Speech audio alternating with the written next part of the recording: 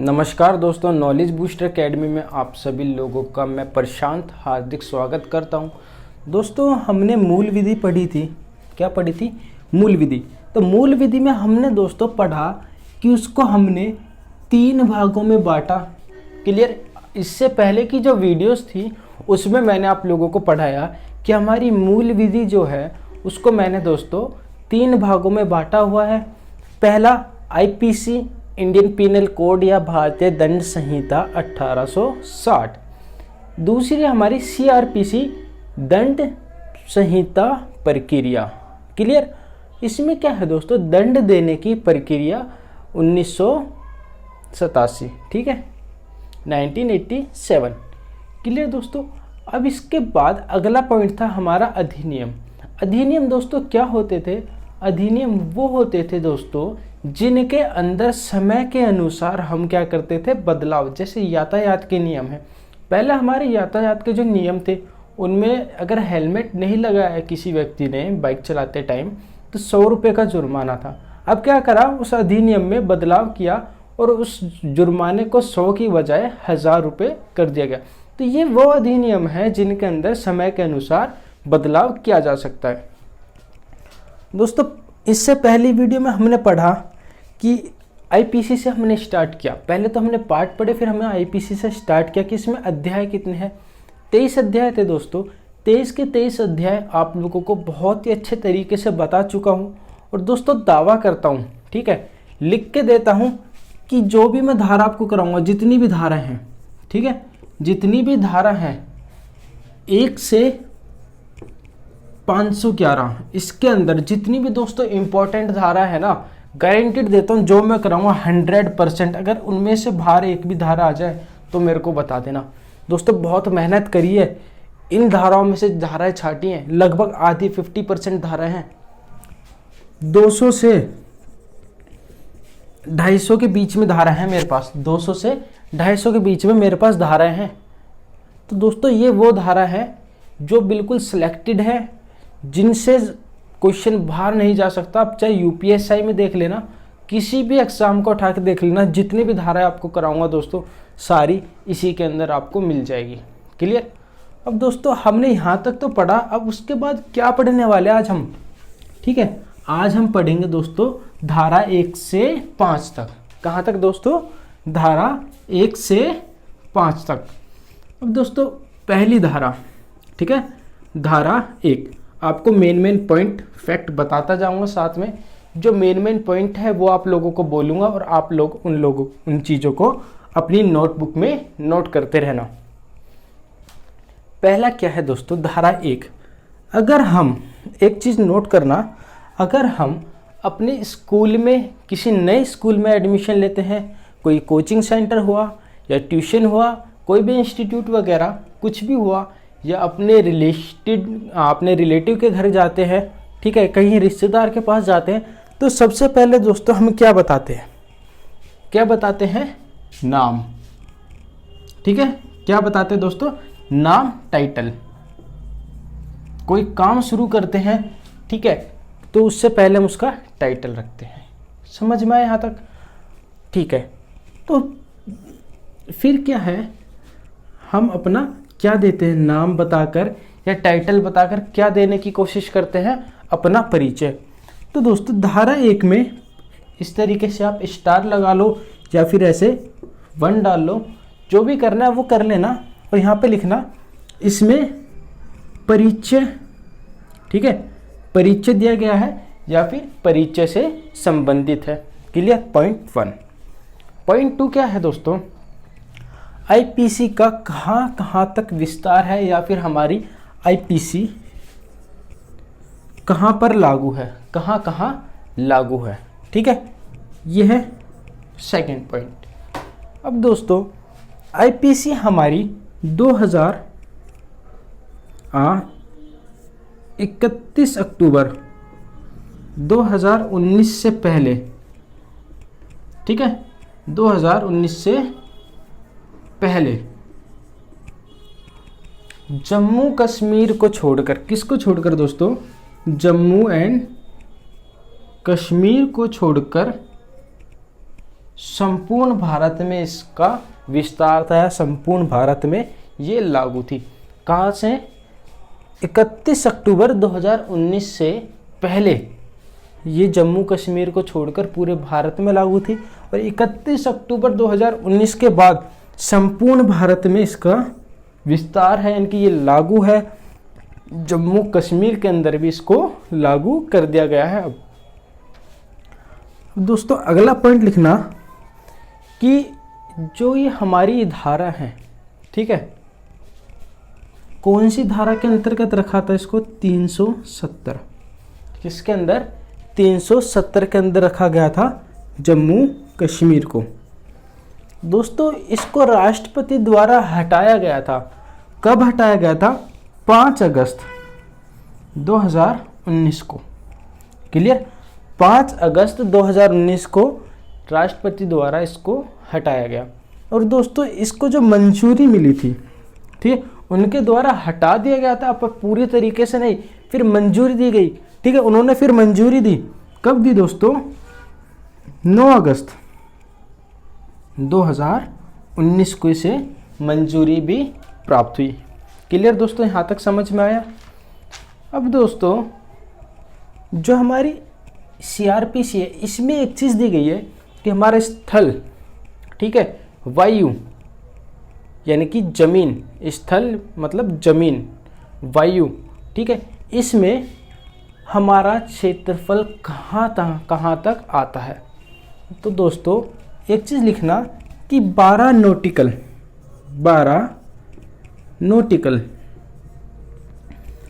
दोस्तों, ये 12 नॉटिकल तक हवा में, जल में, ठीक है, और स्थल में हमारा क्षेत्रफल रहता है। ठीक है, भारत का क्षेत्रफल इतना है, यहाँ तक वो कोई भी चीज़ उसके अंदर आएगी, वायु में आएगी, ठीक है, तो वो भारत की। धरती में मिलती है, ज़मीन में मिलती है, तो वो भी भारत की। अगर जल में मिलती है तो इतने क्षेत्रफल तक वह चीज़ भारत की होगी। तो दोस्तों मैंने यहाँ पर नॉटिकल तो लिख दिया है। अब आप लोगों को समझ में नहीं आएगा, बहुत से लोगों को, तो इसको अब मैं किलोमीटर में अगर बदलूँ तो ये कुछ 22.21 किलोमीटर, ठीक है, 22.21 किलोमीटर तक भारत का क्षेत्रफल है। क्लियर? यहाँ तक समझ में आया? अब इससे अगला है दोस्तों धारा 2। कौन सी है? अगली धारा है हमारी धारा 2। ठीक है, कौन सी है दोस्तों? धारा 2। धारा 2 में क्या है? भारत देश के भीतर, ठीक है, किए गए अपराधों के लिए दंड।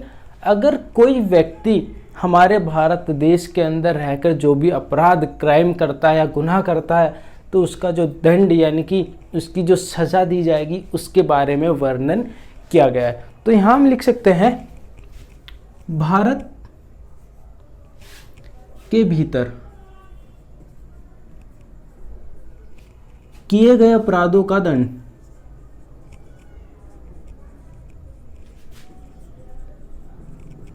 अपराधों का दंड, ठीक है। इसमें कौन से दंड दिए गए हैं?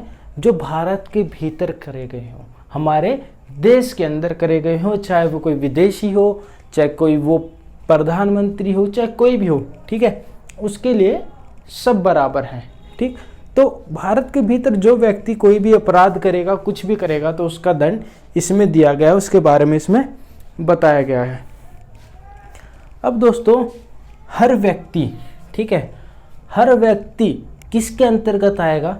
आईपीसी के अंतर्गत उसको हमारे कानूनों को मानना पड़ेगा। ठीक है, कोई भी अपराध करेगा तो उसको आईपीसी के तहत सज़ा दी जाएगी, चाहे व्यक्ति कोई हो, चाहे कोई पुलिस अफसर हो, ठीक है, चाहे कोई सेना का अधिकारी हो, कोई भी हो, उसको सज़ा ज़रूर मिलेगी आईपीसी के तहत। ठीक है, चाहे वो छोटे से छोटा क्राइम करे, चाहे बड़ा करे, पर सज़ा उसको मिलनी है। अब दोस्तों दूसरा है, अगर कोई विदेशी भारत के अंदर आकर अपराध करता है तो उसको भी दोस्तों आईपीसी के तहत सज़ा दी जाएगी। क्लियर? ये नहीं है कि ये भारत के लोगों के लिए ही है। अगर कोई विदेशी व्यक्ति, किसी दूसरे देश का व्यक्ति हमारे देश में आके अपराध करके चला जाता है, या आके अपराध करता है और बोलता है कि मुझे यहाँ के कानूनों के बारे में नहीं पता तो तब भी उसको छोड़ा नहीं जाएगा, सज़ा उसको तब भी मिलेगी क्योंकि उसने कोई अपराध किया है, वो भी भारत के भीतर रह के। क्लियर दोस्तों। अब इसके अंदर दोस्तों कुछ अपवाद आ जाते हैं। क्या आ जाते हैं? अपवाद।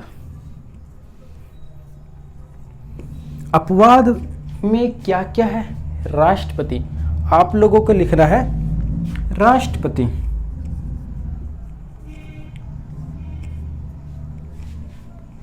गवर्नर, ठीक है, क्या है? गवर्नर। उसके बाद दूसरे देश का बादशाह या फिर राष्ट्रपति। क्लियर। आप लोग लिखते रहना, मैंने सिर्फ ये चीज़ आपको बताई है 2 लिख के, और सब आप लिख सकते हो। फिर उसके बाद है दूसरे देश का राजदूत, दूसरे देश के फौजी या सेना या फिर दूसरे देश का दुश्मन। क्लियर। और फिर आता है हमारा जहाज। क्या? जहाज। तो ये अपवाद है इसके लिए, ठीक है। इसके लिए ये आईपीसी जो है लागू नहीं करी जाएगी, चाहे वो दूसरे देश का बादशाह हो या राष्ट्रपति हो, उस पर हमारी या फिर हमारे देश का राष्ट्रपति या फिर गवर्नर हो, उस पर आईपीसी लागू नहीं होगी। क्लियर। धारा 2 हम कंप्लीट कर चुके हैं। अब आती है बारी धारा 3। अगली धारा है 3।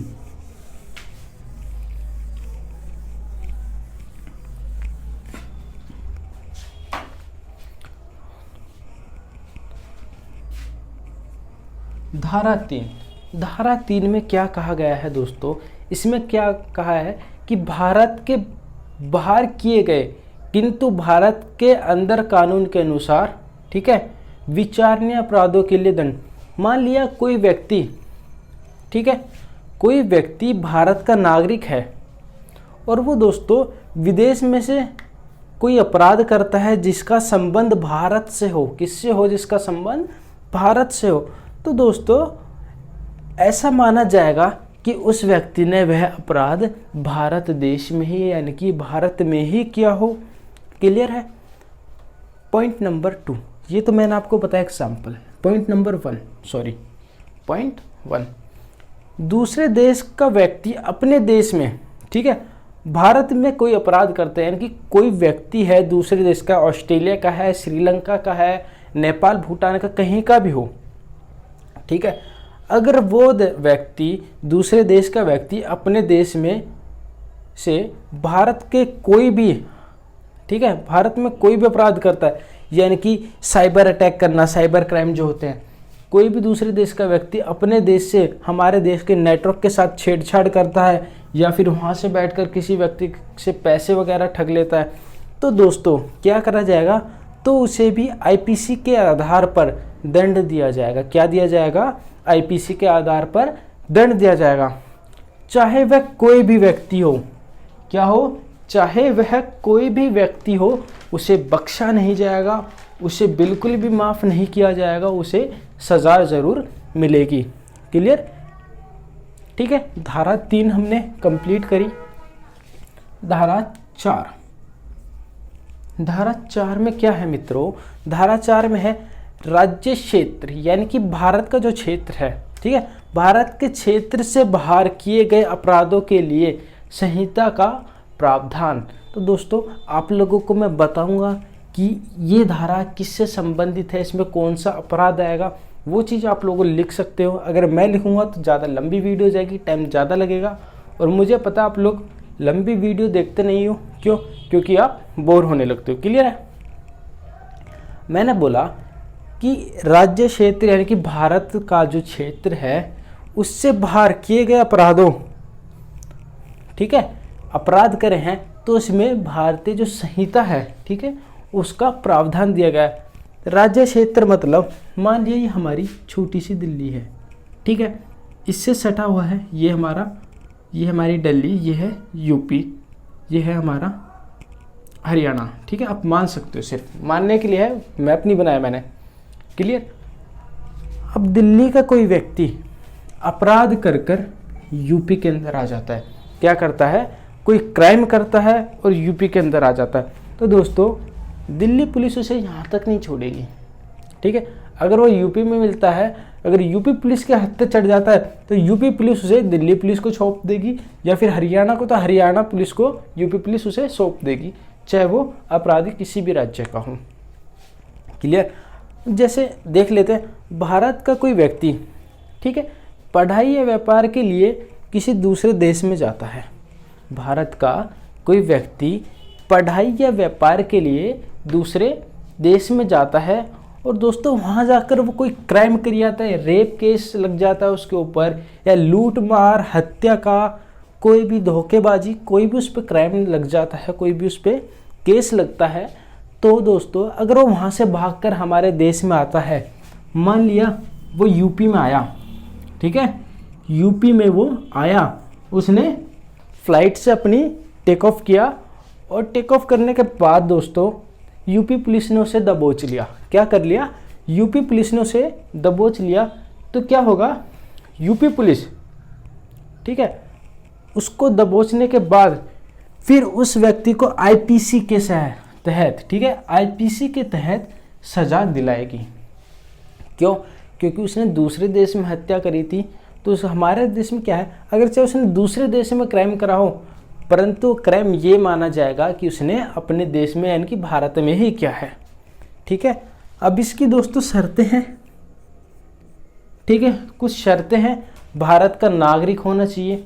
अगर उसको अपराध दिया भी जाए तो किस आधार पर? पहला, भारत का नागरिक। क्या दोस्तों? भारत का नागरिक। क्लियर? भारत का नागरिक होना चाहिए। भारत में रजिस्टर्ड हवाई जहाज पर किया गया अपराध, ठीक है, अगर उसने कोई अपराध किया है तो वह जहाज भारत में, क्या, भारत में रजिस्टर जहाज, तो वह जहाज क्या होना चाहिए दोस्तों? भारत में रजिस्टर होना चाहिए जिस जहाज पर उसने क्राइम किया है।